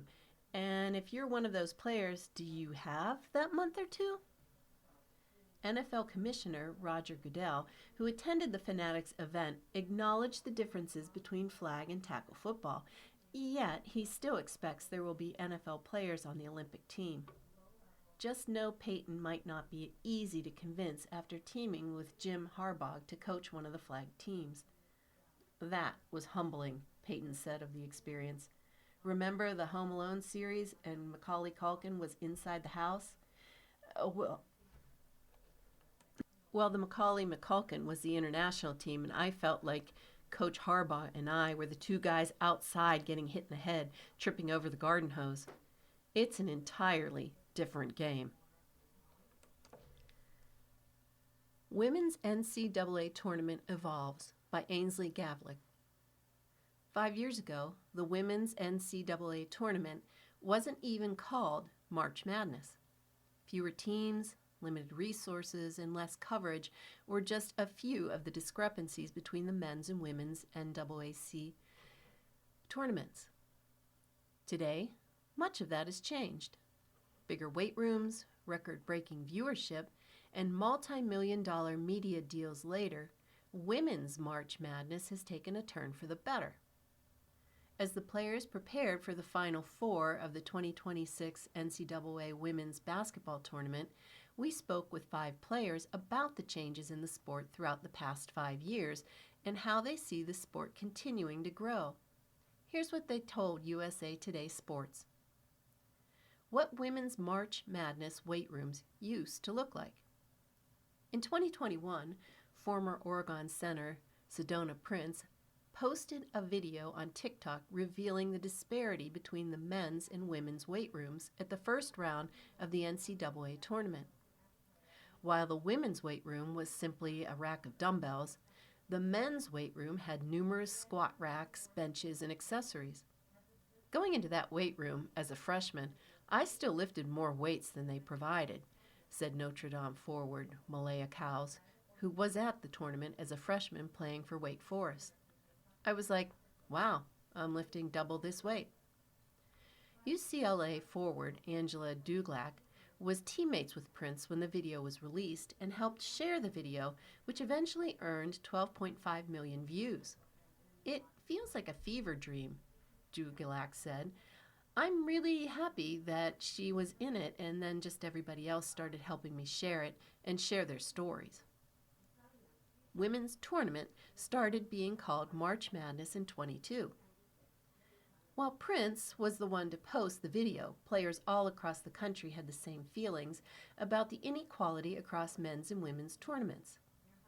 When a player starts to bring those things up to the media, then it's like, wait, we need to consider how we're treating the women versus the men, North Carolina forward Nyla Harris said. So the NCAA gave the women's tournament the March Madness branding in 2022. What women's March Madness looks like now. After receiving the official branding and expanding to a 68-team format, the 2022 NCAA championship game became the most watched women's season finale since 2004. By 2023, the national championship game averaged 9.9 million viewers, and this year's first and second round games were the most watched games on record, averaging 1 million viewers. It's been crazy to see the growth and support Yukon guard Ozzie Fudd said. From high school to now, seeing just the change in the attitude towards women's basketball. The facilities have also experienced upgrades. The weight room at the Fort Worth Regional site this year, which hosted half of the Sweet 16 and Elite 8 games, included heavier dumbbells, kettlebells, med balls, benches, a cable machine, treadmills, ellipticals, a bike and rowing machine. Coming back to the NCAA tournament this year from freshman year and just seeing the difference and how it's improved is amazing, Cowell said. These changes have not only affected women's basketball at the college level, but also the WNBA. In March, the WNBA and the WNBPA reached an agreement on a collective bargaining agreement that is expected to deliver more than $1 billion in players' salaries and benefits over the next 7 years.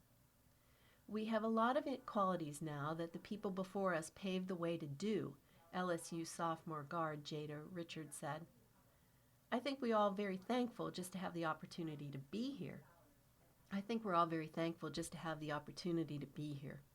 The 2026 collective bargaining agreement establishes the first comprehensive revenue-sharing model in women's professional sport history. We're in a perfect time, Harris said. We're right there with the men. Marin shoots 68, wins Augusta National Women's Amateur by Cameron Jordan. Maria Jose Marin called Augusta National Golf Club a temple. Perhaps it's fitting, as she believes God was holding her ball on the bank above Rays Creek after she hit her tee shot on the par 3 12th hole. Marin, a junior at Arkansas, still can't believe her ball didn't roll back into the water. She wanted to aim at the middle of the green. Her ball drifted right toward the pin, but it landed short and on the top of the bank. Somehow, it didn't roll back into the water. I think it's a miracle that my ball stayed there, Marin said. I just kind of have to make par and walk away out of there because this happens once. Maybe her ball settled into a similar lie like Fred Couples' ball did in 1992. The end result was the same for both. Marin won the 2026 Augusta National Women's Amateur on April 4th, shooting 4 under 68 and winning by 4 shots over Andrea Revoluta. Marin, who trailed by a shot when she stepped off the 12th green, was leading by 4 when she poured in a 2-putt birdie on the 13th, thanks in part to Asterisk Tally's 7 on the 12th. Golden Bell has had its share of victims over the years, like Tally in the 3rd round or Jordan Spieth a decade ago, but it also has helped crown champions with breaks like Marin and Couples have gotten on the hole. One of the signs was the ball staying on that ridge on 12. I've never seen a ball stay there, and I think it was just God holding the ball there like, don't move, Marin said. This is happening for something. Marin ranked 7th in the World Amateur Golf Ranking and had no idea the meltdown that occurred behind her until she looked at the scoreboard above the grandstands on the 15th. She laid up, but her 3rd shot on the par 5 15th went long, a product of elevated nerves after realizing she had a lead, and a big one at that, with only a couple of holes to play. She was unable to get up and down for bogey, shrinking her lead to 3. On the par 3 16th, Marin hit her shot exactly how she planned it, with the ball landing on the ridge and funneling down to the hole location also used in the final round of the Masters. Her coach at Arkansas, Shauna Taylor, let out a raucous cheer as the ball slowly worked its way back to a couple of feet from the cup. The Anwa was Maria's. All that was left was 2 holes to play. This tournament is always at the pinnacle of what we talk about and what she prepares for, Taylor said. As she strolled up the 16th hole, the crowd sent a cascade of cheers down to her, and she let out a smile with a wave, acknowledging them and what was happening. When she knocked in the birdie to get back to 14 under, she had 2 hands on the trophy. Marin's father, Jose, was on the bag when she won medalist honors at the 2024 U.S. Women's Amateur. She reached the semifinals but had to withdraw due to injury. Last year, he was also on the bag at Augusta. This year, he pranced on the outside of the ropes as Marin walked up 17 and was high-fiving anyone who came close to him. When Marin's final putt dropped, she ran into his arms to celebrate. "He's always been my role model," Marin said. "He's been by my side since I started playing golf. He was the one that taught me to love for this game. He decided this year that he can't be on the bag. He said, 'You need someone that knows. I love you with all my heart, but you need someone who knows how to handle a tournament of this level.' I think it was one of the most beautiful decisions that he could have ever made because he was like totally selfless. He was like, 'I know what you need, someone else, but I'm going to be there, supporting you.'" You're listening to a reading of today's issue of USA Today on the Niagara Frontier Radio Reading Service. Stanley Cup champ Panthers officially lose three-peat shot, by Mike Brem. The Florida Panthers' quest for a rare three-peat was almost over before it started. The two-time defending champions were already without Matthew Tkachuk because of an off-season surgery to repair a sports hernia that he played through during the playoffs in 2025. Then, on the first day of fall practice, Captain Alexander Barkov, a three-time Selke Trophy winner as top defensive forward, tore his ACL. That was a major blow after an off-season in which General Manager Bill Zito defied the odds and got Sam Bennett, Brad Marchand, and Aaron Ekblad re-signed. Instead of the Panthers pushing for the NHL's first three-peat since the 1980s, they were officially eliminated from playoff contention after a 9-4 defeat against the Pittsburgh Penguins on April 4th. Normally, a team with Barkov's situation would place him on long-term injured reserve and bring in someone, but the newly enacted playoff salary cap makes that tougher to pull off. The Panthers opened the season with 3 consecutive wins, then lost 4 in a row as the injuries piled up. Defenseman Dmitry Kulikov had surgery for an upper body injury in mid-October with an estimated recovery time of 5 months. "We're not allowing any short-term injuries this year," Coach Paul Morris quipped at the game. Eetu Luostarinen missed 8 games with burns after a barbecuing mishap. Seth Jones missed 2.5 months after being hit with a puck at the Winter Classic. Marchand missed 11 games in the lead up to the Olympics. Tkachuk was able to return on January 19th, and the Panthers got to a season-best 8 games above .500, 3 points out of the playoff spot, on January 25th before they fell again. After the Olympics, in which the Panthers sent a league-best 9 players, the Panthers began shutting down injured players, including Marchand and Nico Mikkola, Anton Lundell, and Evan Rodriguez suffered long-term injuries recently. "The most dangerous job in sports right now is to play for the Florida Panthers," Maurice told reporters. The Panthers' position near the bottom of the NHL standings will be advantageous. They moved their 2026 first-round draft pick to the Chicago Blackhawks to acquire Jones, but it's top 10 protected, so they should be able to hang on to it. The draft is considered deep. Florida moved Jeff Petrie at the trade deadline, but retained Sergei Bobrovsky and other pending unrestricted free agents and will try to re-sign them. Lendenberg makes impact despite injury, by Nancy Armour. Yaxo Lendenborg kept it together, barely, as he limped away from the court in the first half. He'd worked so hard, come so far, and now he feared it was all over, his hopes for a national championship ruined by an injured left knee and once again throbbing ankle. "As soon as I got in the tent, I started crying," Lendenborg said, his left knee heavily wrapped. "I definitely felt like I did all this for nothing in the moment. I definitely had to calm down for a little bit, speak with myself, get out of my thoughts." The training staff, they were being very, very nice to me, just being genuine, assuring me that I'm going to be okay. okay. If Lindenborg isn't the best player in the country, he is for sure the toughest. As his Michigan teammates got up a couple of last shots before halftime ended, Lindenberg returned to the court with the trainer. He walked on tiptoes. He ran the width of the court. He hopped on both feet. And when the second half began, Lindenberg was on the floor with the rest of Michigan's starters. Despite spraining his left MCL and aggravating the ankle injury he suffered in the Big Ten tournament, Lindenberg would play 9 minutes in the second half. He made 2 3-pointers in an 80-second span and grabbed 2 rebounds as Michigan routed fellow number 1 seed Arizona 91-73.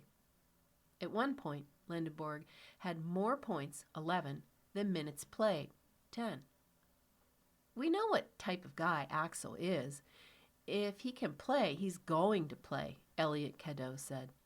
He told us when he got on the court he was going to give it his all. As for the national title game, April 6th, Lindenberg laughed when asked if he would play. So long as he can walk, he said, he's playing. The trainers say they've got my back, he said. They're going to make me feel good, and we're going to spend a lot of time together on tomorrow and Monday before the game. Michigan has scary depth. Of the 8 players in its main rotation, all but 2 had 9 or more points against Arizona. But Lindenberg is what transforms the Wolverines from a good team into a great one. He was the Big Ten Player of the Year and was a first-team All-American. He also was on the Big Ten's All-Defensive team. At 6'9" guard, Lindenberg was the basketball equivalent of a Swiss Army knife. He can score around the basket and make threes from the logo. He can get rebounds and run the offense. He can shut down guards and big men. He's unselfish, too. If Michigan needs him to score, he'll do it. If one of his teammates is on a heater and he's happy to make their spotlight. Yax is about winning. And from day one, he's always just been one of the guys, Michigan coach Dusty May said. When you have the first team All-American Potential Player of the Year that just wants to be one of the dudes, it helps everyone else fall in line and just accept their role. So, too, when they see Lindenberg playing through pain to make sure the Wolverines extended their season for one more game, that game's been their goal since last summer. Lindenberg had to take a seat after picking up 2 fouls in the first 90 seconds of the game. He came back in after sitting about for almost 6 minutes and quickly made a 3-pointer. But with 8 minutes and 51 seconds left in the first half, Lindenberg and Moises Kravis collided and Lindenberg stepped on Kravis's foot. The pain and the fear was immediate. I tried my best to get up as quickly as possible to try not to dwell with the pain, to try and walk it off, Lindenberg said. It didn't get walked off. Lindenberg made his free throws and then headed back to the locker room. When he returned to the Michigan bench 6 minutes later, he had a towel on his head and he looked downcast. He didn't stay on the bench for long, returning to the locker room to get more treatment. Though Michigan had things under control without Lindenberg, thanks in large part to Ade Mara's career night, Lindenberg knew he wanted to play in the second half. He owed it to his teammates. More important, he wanted to prove to himself that he could play before the title game. I told him I was going to stay to the three-point line and not go into paint, he said, smiling. I want to get a feel for the rim and try as best as I can because I want to play on Monday. So those 2 shots going in were big time for me and my confidence. Lindenberg wasn't at 100% at the second half. Nowhere close. He won't be for the final either, but nothing is going to stop him from playing. Not when he is only 40 minutes standing between him and a national title. Watching the game back here in the locker room, it's like, man, we can really do this, Lindenberg said. This is what we talked about all year, and we're really one step away from getting that goal. USA Today Life section. Hamill builds on his legacy by Brendan Morrow. In the wise words of Yoda, we are what they grow beyond.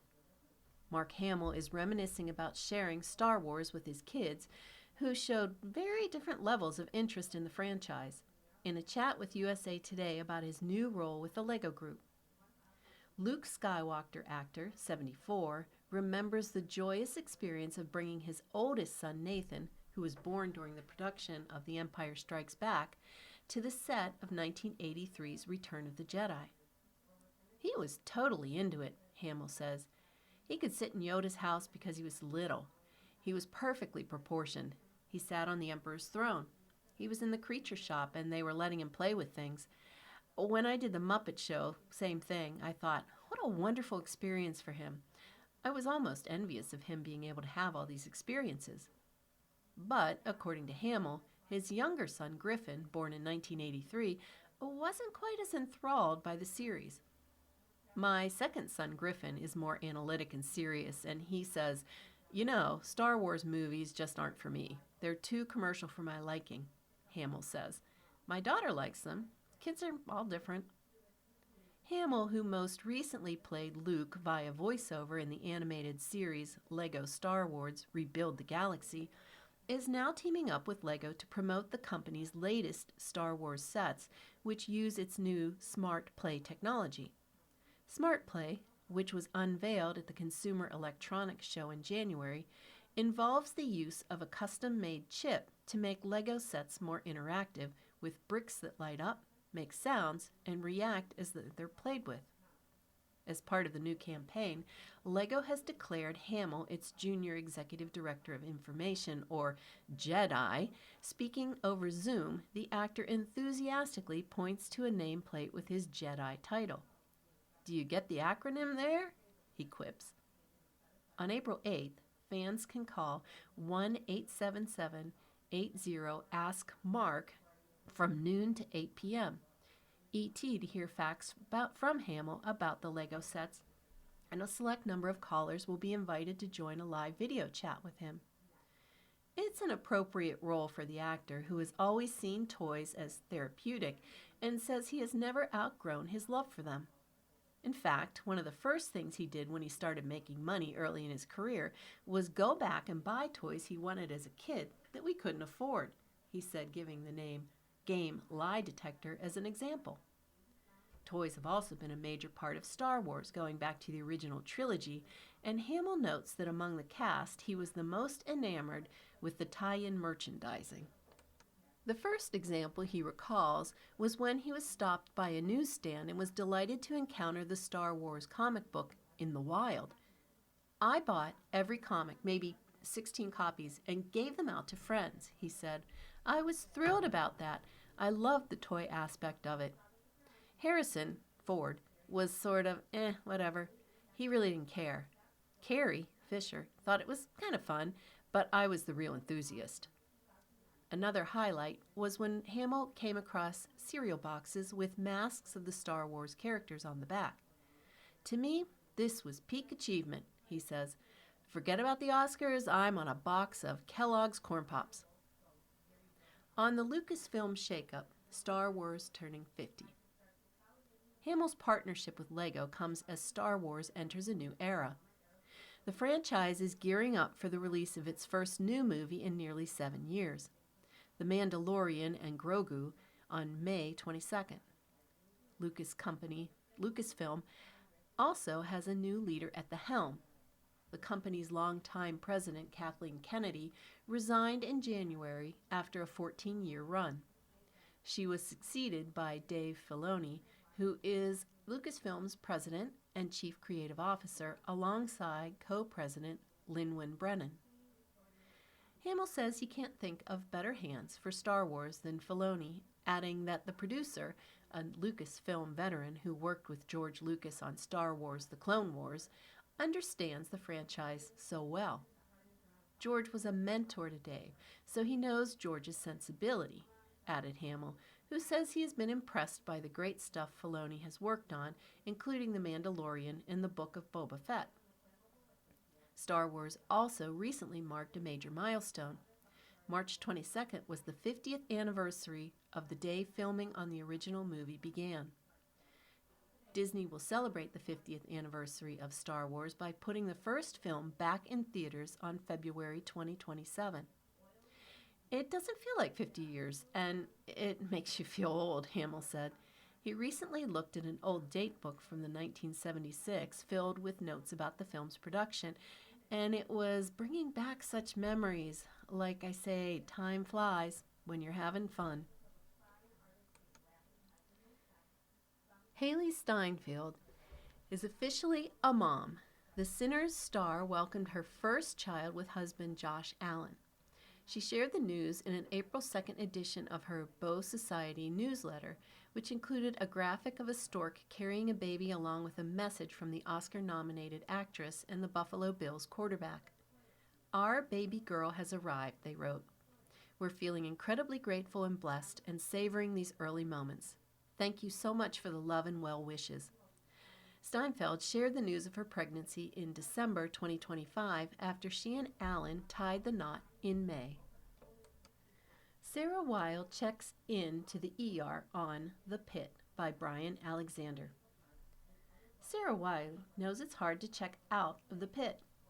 Weil, 46, the actress and wife of the Pit star and executive producer Noah Weil, already had toured the Pittsburgh Trauma Medical Hospital set before landing a patient role in the April 2nd, episode 13 of the HBO Max series. The sprawling, hyper-real ER, built for filming on Los Angeles Warner Brothers studio lot, proved disorienting. It looked so authentic, but it was empty. I remember thinking, how do I get out? Weil tells USA Today. Because the exit isn't actually an exit. It leads to a waiting room or to the reception or to this corridor where everyone goes for a breather. It was like, do I live here now? Fortunately, the set was fully staffed with fake medical personnel and crew when Wiley filmed her role as a TikTok health-educated Ashley Davis, one of the many patients seen during the 15-hour ER shift in The Pit Season 2. Speaking from her iPad in a London hotel as Noah launches the hit series in the UK, Wiley says she waited 2 seasons for the perfect role. Ashley, who is experiencing mysterious health issues despite her overzealous self-care, was right in Wiley's wheelhouse. She sent her audition tape just like everybody else. "Absolutely," she says. "I know everyone, but I still send in a tape to show them I can actually do this. We went through every rung of the ladder before I got the part." The TikTok health trends Ashley discusses require some quick education. I was like, what is sleep maxing? I had no idea, Wiley says. Some of these terms were beyond me, and I like to think I'm in the know. Like lettuce water? Wow, do people drink that? Gross. Noah Wiley gave advice to his nervous wife before The Pit. Noah offered simple words before his wife left for work. He said, "Just go have fun." Wiley says, "He could tell I was a bit nervous because this is his sandbox. I wanted to make sure I honored the show and brought my A game." Noah watched from a monitor in his makeup trailer as Ashley's storyline unfolded separately from his character, senior attending physician Michael Robbie Rabinovich, in the episode directed by Damian Marcano. They don't share a scene together. The couple have hit the award shows, even on her birthday. Married since 2014, the couple have been fixtures on the awards circuit as The Pit has emerged as a major force for gold statuettes. Noah has picked up multiple honors, including 2 Emmys, Best Drama, Best Actor, and 2 SAG Actor Awards, Best Actor and Best Ensemble. He ended his January Golden Globe Best Actor acceptance speech to wish his beaming wife a happy birthday. "I actually told him, please don't say anything about my birthday," Wiley says. "I firmly believe in the birthday month. We can celebrate all month long." My face was bright red, but it was incredibly sweet. While Dr. Robbie faces another emotional spiral in Season 2, Wiley says her husband is able to leave the character and the pressures of producing 2 15-episode seasons in a year at work. He returns home, fully present for their family, including son Owen, 23, and daughter Auden, 20, with ex-wife Tracy Warbin, as well as Frances Harper, 10, his daughter with Wiley. It's remarkable how he compartmentalizes everything and still shows up fully as a husband and father at home, Wiley says. He's an executive producer, writer, and actor, but he takes those hats off with such grace, I would not be able to be that cool. Wiley's stint on The Pit is just one episode. We won't reveal Ashley's outcome. It's a one-stop performance, Wiley says, but the hit series continues to build momentum towards its April 16th finale. 2 seasons of accolades in just more than a year have fueled a satisfying and at times surreal resurgence for former ER star Noah. Whether it's the first time around or the second time, this has been really incredible, Wiley says. Every day we look at each other and just think, this is amazing. Nothing is taken for granted. It's truly been an extraordinary year. Books. Add these 15 to your to-be-read list by Claire Mulroy. Is there any better feeling than settling into a new book? A good read can transport you to faraway places, let you step into the shoes of a stranger, or teach you something new. And 2026 already is off to a bright start with a buzzy debut novel from Jeanette McCurdy and plenty of celebrity memoirs and sci-fi spectaculars. It also is shaping up to be a big year for book-to-screen adaptations, including Wuthering Heights and People We Meet on Vacation. Between our interviews with authors such as Andrew McCarthy, Andy Weir, Leanne Moriarty, and Lucy Score, we had time to do some reading too. Here are the titles we think you should pick up next. From memoir to romance to thriller, there's something for everyone to love here. Bring this list to the library or your local bookstore, then enjoy crossing them off of your to-be-read list. Once Again by Rebecca Cyril. What if you could take back the worst moment of your life? This silver ticket opportunity passed to each woman in the Novak family allows her to turn back time just once. In Once and Again, Lauren questions every decision that led to her current discontent, a life that includes fertility struggles, bumping into her first love, and a bitter relationship with her mother. Is it just another hurdle to shoulder, or is it a chance at a redo?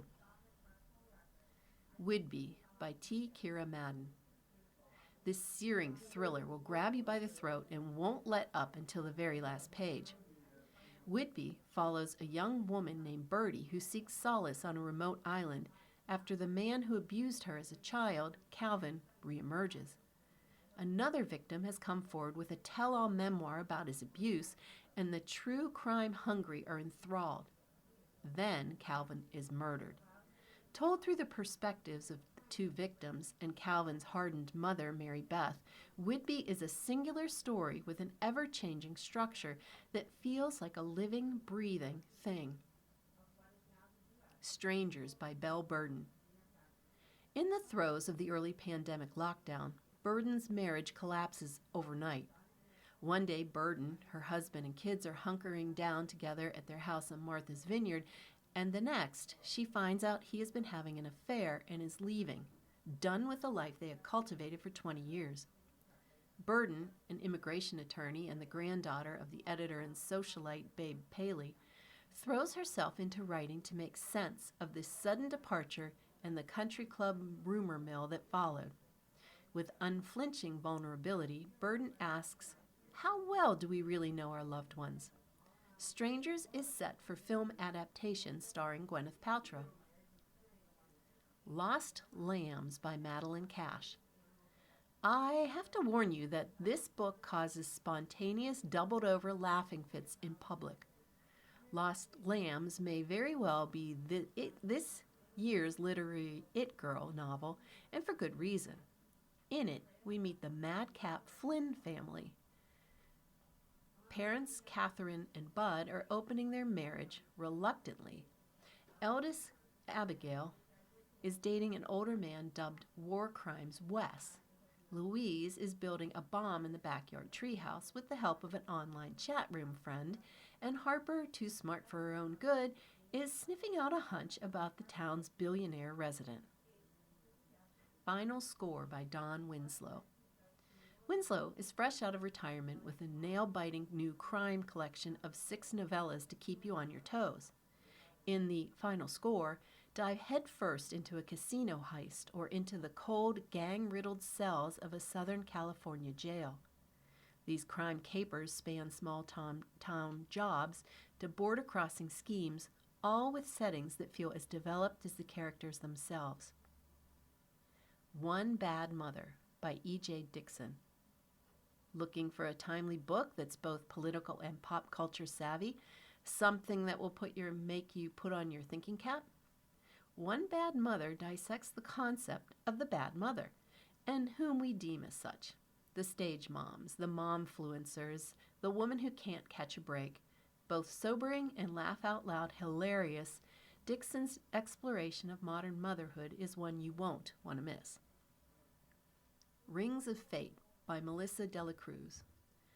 Perfect for fans of The Princess Bride, this new romancy novel follows a barmaid, Arden, who is too busy tending to her tavern and dreaming of her escape to scheme her own happily ever after.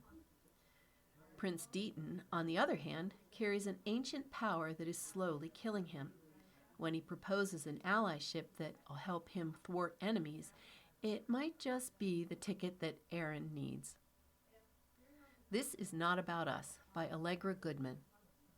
This masterful family drama revels in the petty misgivings of the Rubenstein family, helmed by elderly sisters Sylvia, Helen, and Jean.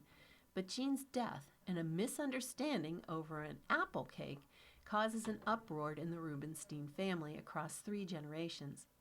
With the help of a sprawling family tree illustration on the very first page, This Is Not About Us tackles divorce, dating, college, bat mitzvahs, coming of ages, and the silent treatment with heart and humor. Kin by Tiara Jones. A touching tribute to female friendship and sisterhood, Kin follows 2 motherless girls and neighbors, Nisi and Annie, so close that they often refer to each other as cradle friends. Both grow into adulthood differently. Annie sets off toward Tennessee to find her long-lost mother, and Nisi at Spelman College must choose between 2 conflicting paths of love and expectations. Despite years apart, through strife and success, they remain tethered to each other. You've been listening to a reading of the USA Today. We read the USA weekdays at noon. For more information, call us at 821-5555. Your reader for this hour has been Jean. Thank you for listening. Coming up next on the Niagara Frontier Radio Reading Service, we have episode number 16 of Buckeye by Patrick Ryan. Following that, at 3 o'clock is Smithsonian, and at 4 o'clock, a re-airing of today's Buffalo News. Stay with us. You're listening to the Niagara Frontier Radio Reading Service. We broadcast daily readings of printed matter to those who are blind or have a print disability throughout Buffalo, Western New York, and Southern Ontario's Niagara Peninsula. Almost 40 years and more than 300,000 hours of radio readings to those without sight. Our broadcast signal is provided at no charge by WNET. Niagara Frontier Radio Reading Service broadcast studios are at 1199 Harlem Road in Cheektowaga. Please let others know about your Niagara Frontier Radio Reading Service. For more information, call us at 716-821-5555.